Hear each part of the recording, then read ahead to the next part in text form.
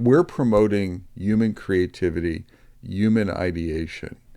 We're promoting it. We're saying do more of that. Figure out how to do more of that. Can you use AI to augment that? Then do it. Entry music. Da, da, da, da, da, da, da, da, da, da. It's the Bob and Josh Show. The foundations of all the things that you love, somebody had an idea. Somebody did something different, and you latched onto it. And that's how we get all these new and exciting things like Scrum, like Agile, like leadership principles that Bob and I talk about all the time. The challenge that we have today is that AI is making it easier and easier to turn that part of your brain off and just ask questions and get answers. And so that's what I want to talk about today. There was an article that I found on a website that Bob may have laughed at me for. IEEE posted an article, and I'll share the article, about how AI is boosting research, but it's limiting discovery. And so I see that happening with content and websites. Everything starts to look the same. You can now do things that maybe you couldn't have done before, but it looks like everything else.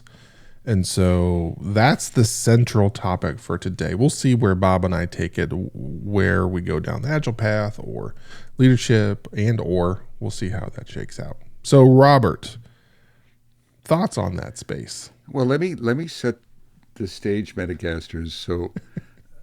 So Josh, this article is from IEEE Spectrum. IEEE is an esteemed magazine and a society, a group. I was a member of them for years. Wow. When I got out of school. Electrical engineers and programmers, very often firmware or hardware and hardware-focused programmers would join them. And so I'm just laughing because I think it was founded in 1946 or something like that. And then Josh is referencing it. So I think he's turning into a Bob, which makes makes me chuckle to some degree. And that's the reason. It's not an HBR article, and it never will be. But say that now, Bucko. Yeah. So I have the same. When Josh brought this up, Metacasters, I was thinking, I've been thinking about this. I mean, again, Josh is an expert in or much more of an expert than I am in AI. He's using it to build an app and things like that. He writes about it, and you should read that stuff. But if I know enough, it says that LLMs learn from existing material, right? So, meaning they're reading. If, for example, you're looking at programming, they're going to try to learn from all of the architectures of all of the applications that have ever been built. And then you're going to get reference models from that, right? You're going to get references because that's their knowledge base. It's true of anything. It sucks up music. It sucks up existing music, existing songs, existing literature. My books have been sucked up. All joking aside, and no one asked me if it could, and I know they're sucked up in it. So it sucked up all this knowledge. A problem with that is, a good thing is you can get, it's like an encyclopedia on super steroids. You can get all the information at your hands that you want, but there's nothing new. There's no new designs. There's no new ideas. There's no new thoughts. The other problem with it is that it's existing knowledge base from us. So it's sucking up human knowledge. So when I think of applications, I haven't always been that respectful of human beings writing software. I haven't always thought that we've done a great job. The whole notion of bugs has indicated that we're not perfect at creating applications. So now we have something that goes and grabs all of our apps. Well, it's going to replicate the great stuff, but it's also going to replicate the crappy stuff. That's what it's learning from. So where's the innovation? Where's the ideation and where's the innovation? And I don't know if anyone's talking about that. Some people, a few people are. But that's where the other thing I think that's happening, the other phenomenon, Josh, is that humans are trusting AI. So there's less inclination to produce ideas, and there's more inclination to type in a few a few prompts or something, and then trust what you get out. So there's this laziness factor, and people are right. They don't call it laziness factor. That's me, but there's this sort of laziness factor that's coming into play. So it's actually, I think there's a dangerous scenario like that's happening right now. Yeah, there's a couple things. It is absorbing and referencing all of the content, good and bad, just as Bob said, the failed architectures and the great ones. And then what I struggle with is I'm very confident using LLMs in my domain because I can call the BS. I can see when it's throwing stuff out. Where I get nervous is when I try and venture into something else. I feel like I'm hesitant. I don't trust it because I know in the domain where I live, I call BS a lot of like, that's actually the wrong way to do that. And so I get pretty hesitant when I use LLMs, just like when you're browsing and you're searching, and you land on some forum and it's some random person that posted the thing like, well, how do you know? So that's the danger, is that to the encyclopedia, hopefully everybody knows what an encyclopedia is.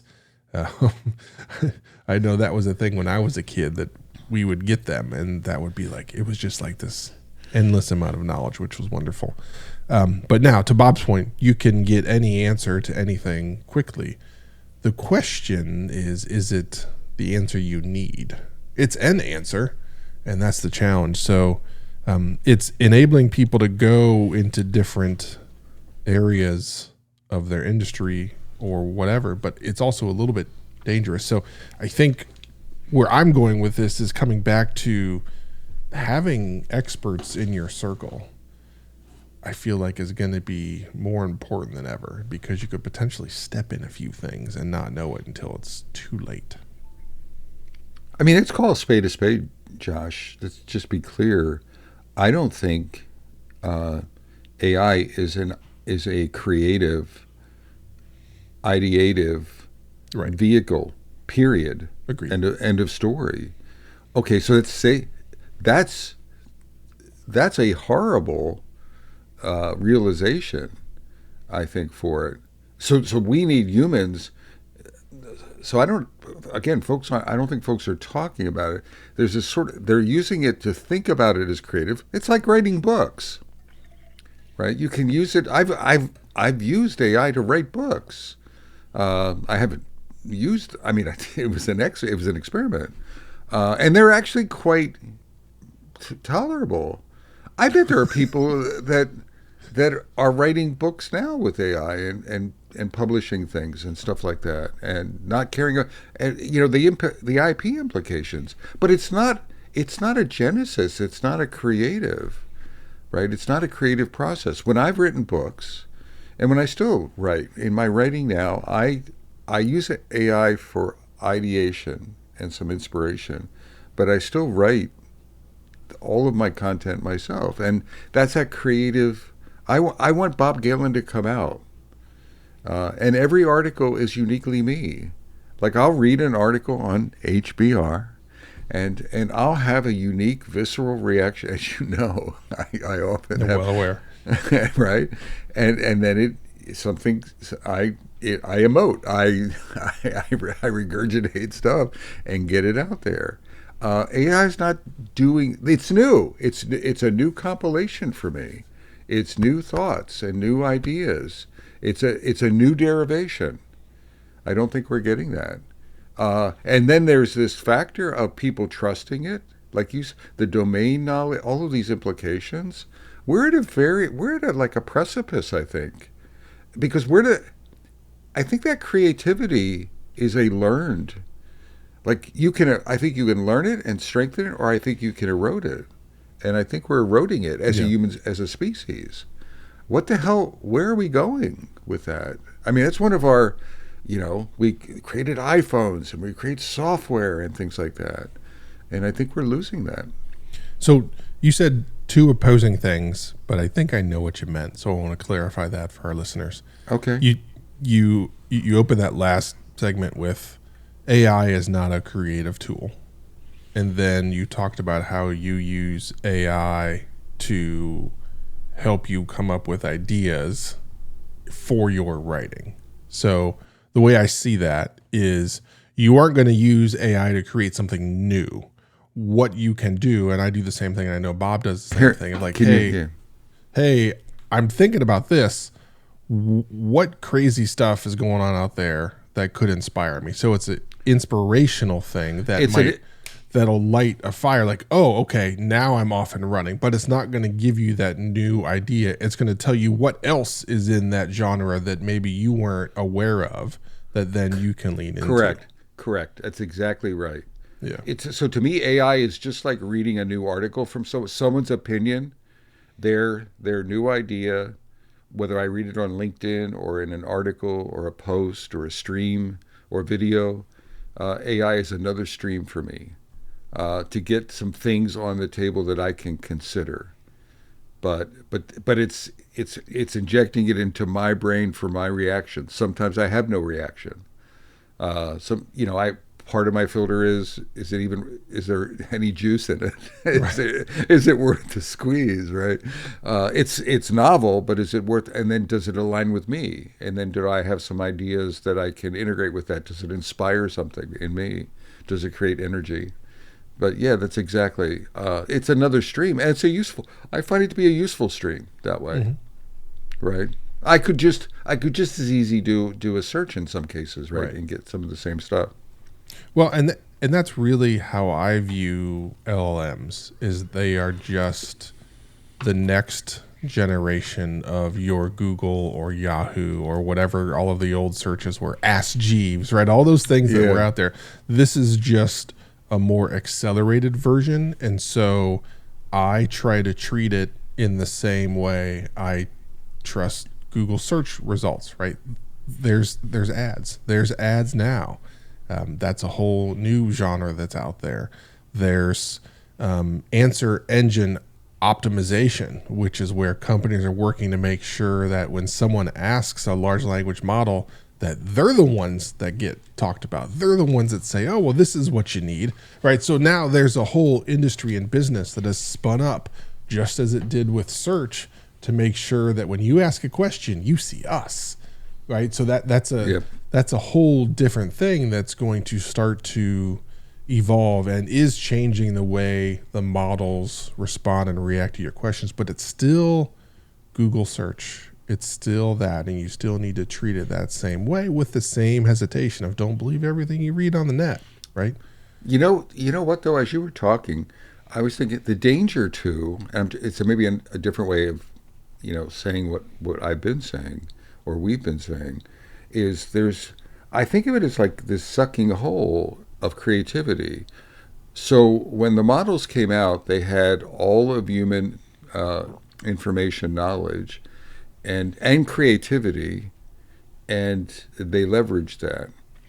But over time, people are stopping. What is it? They call it like AI slop. There's different, right? So the amount of creativity that humans are contributing, I think, is decreasing because of AI. Well, AI is learning from. So I think there's this like movement downward. Oh, I see what you're saying. So it's a self-fulfilling prophecy in that it was built off of the creative ideas that we had, but now because we're relying on it, we're creating less. So we're creating less. So it's sort of like this sinking hole potentially, right? And I know. I mean, I have colleagues. I know that's happening. That people are shutting off. People are trusting it in domains and in other domains. So if you look at it and our people have written articles about this. There's research into this same phenomenon. So I don't think it's Bob pulling it out of thin air. No, I shared an article from IEEE. Yeah, of course you did. Oh my God! No, but that's so. It's a real danger. It's happening in companies. So I think it's sort of universal. It's happening in organizations. It's happening in cultures, and I see a lot of folks shutting down. I had a conversation with a young man. I'm running a new coaching experiment. Like one day a month, I have some free slots, and I'm seeing if anyone just come up, show up and hang out with Bob. Mm-hmm. And we were talking about this in his company, and in his company, he's part of like a 10-person coaching team, and they have AI initiatives, and it's really like shutting down the coaches. The coaches are they're focusing on creating avatars of themselves or something to coach other people, and I'm like, what's up with that? Again, it's like I'm focusing on people, replacing myself with AI, which is inherently reduced, like an average level intelligence, and reducing because I've shut off my creative juices. And I was talking to him, like, please don't shut off the HI, right? We need human intelligence. But there's this inclination for them to shut themselves down and to defer to the AI. I thought that was incredibly dangerous. Not just even from a job from a culture in the company. It's like, if I'm the CEO of that company, I come down and I start shaking people. It's like, don't turn off your brain, right? Yeah, I wonder how long ago it was. I'm going to say 6 years ago, 5 years ago, I don't know, when we tried to create the Metacast bot, where I took all the transcripts of all of our content and put it in a spot where people could come and ask Bob and Josh questions whenever, so we've been down that path. We certainly abandoned that. We were early, as tend to be, a little bit ahead of the curve as you tend to be. Yeah, okay, that's fair. But what I want to talk about is, and I think it just strictly comes back to the courage to be different. That's really what we need from leaders today, is the courage to have a new idea, to try a new idea, to fail. I think that's what's at risk, is that it's easy, right? Bob's talked about the easy button or looking for the silver bullet in Agile and trying to copy what other people are doing. This just accelerates that, and that's a real danger. And I think it just does get down to courage. So I don't know, Bob, if you have other thoughts in that space, or maybe you're like, yeah, it really is just courage, or if there's anything else that listeners can work on. I think Metacasters here. Hold on a second. Drum roll. Josh just dropped a truth bomb, right? This is a noteworthy. No. I think you nailed it, my friend. And it's not just to be different, to think differently, to be different, to use AI and to ignore AI, to not jump on bandwagons, right? To follow, your own Pied Pipers and things like that. Absolutely. From a leadership. And it takes courage, because I'm going back to just this morning, this guy I was talking about, and one of the things I talked to him about is coaching the leaders to be different, to disrupt the leaders, because their thinking is totally focused in this direction, and maybe to challenge them to think differently. And it was very dangerous. I mean, what I was talking to him about was dangerous for him. It's probably the right thing for the company. They're too skewed, right? Mm-hmm. They're thinking they have silver bullets. They need to change slightly their strategies and be more balanced. But who's going to get through to them? And that's the courage. So it's leaders have that courage, coaches have that courage, because it's hard conversations. I think you nailed it. That was a rambling way of saying, I'm proud of you, son.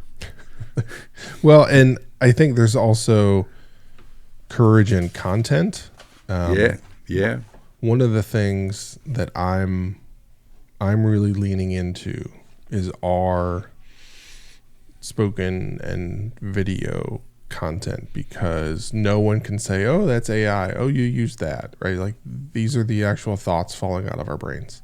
Yeah. And that's the only thing that I know of where I can point to it and say, no, those are actually my thoughts, because there's things that I write and I use AI to help me clean up my writing. I don't hide from that. I'm not going to pretend that I don't, but like, I wrote a article last week and someone posted a comment of like, as soon as I read this line, I stopped reading because I knew it was AI generated slop. And it's like, well, okay, cool. But these are actually my thoughts that came out of my head.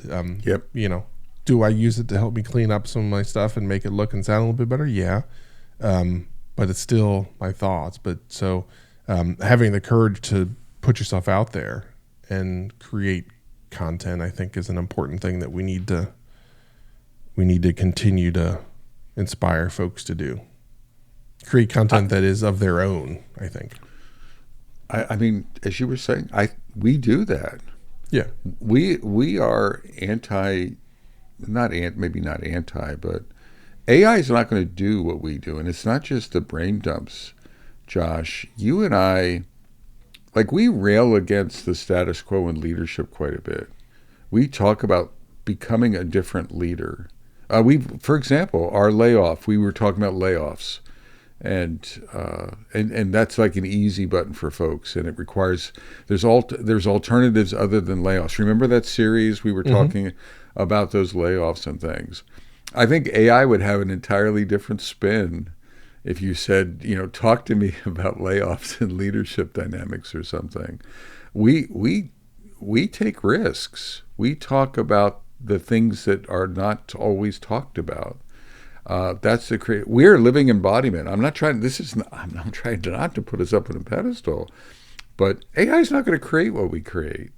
We're sort of, we're novel in our thinking. We're challenging the status quo. I don't think AI challenges the status quo. We intentionally challenge leaders to be different. We intentionally talk about courage. We intentionally talking about ideation and creativity and innovation, if that makes sense. And I don't think you get that from models that are learning from existing stuff. No, the challenge that you have is that the models are designed to give you the status quo because it's designed to give you the most statistically correct answer, relevant answer to the question that you've asked based on the content that's been created by everybody and if else. That's true, you don't listen to the Metacast, right? Say, in all seriousness, you just follow. You're just a lemming. You're just in that group of lemmings heading for the edge or whatever it is, right? But that's we're talking Metacasters. I mean, coming back to center, this is not anti-AI. I think it's pro innovation. It's pro-human creativity. We're promoting human creativity, human ideation. We're promoting it. We're saying do more of that. Figure out how to do more of that. Can you use AI to augment that? Then do it. I don't care. But get your ideas out there in your companies. It's not just your personal, it's not just your ranting. It's in your product development life cycle. It's in your organizational structures. It's in your efficiency and workflows. It's in all of those things. Bring you. That's how we got here, is human innovation. And let's not turn that off. That's what I think this episode is about. Josh, final words? Yeah, I had a moment last week where this presented itself. I was waiting for somebody to show up for a meeting, so I had 5 minutes, and there's a problem that we were wrestling with, and so I had a newfound 5 minutes where I just kind of sat here, and I was in the Google Meet waiting for them, so I wasn't doing anything else, and I started churning on the problem, and something hit me in that moment, but I allowed myself to sit and churn and process on that problem. And by the time the person showed up for the meeting, I started with like, I have an idea. Something came to me as I was sitting through it. And that's part of what I want to encourage people to do, is allow yourself to sit and think and process. Or maybe you're a walker, or whatever it is that gets your juices flowing.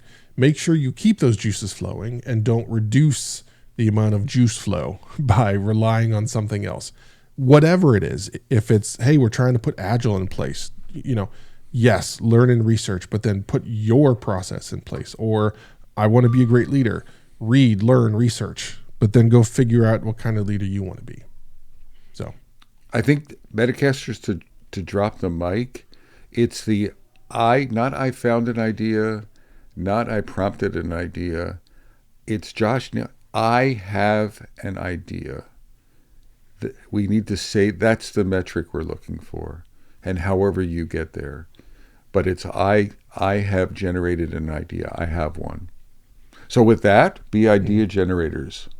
From beautiful downtown Cary, North Carolina. And beautiful downtown Fuquay Varina, North Carolina. I'm Bob. Never had an idea in my life, Galen. I'm Josh. I've had just one idea, Anderson. Shake and bake. Take care, y'all.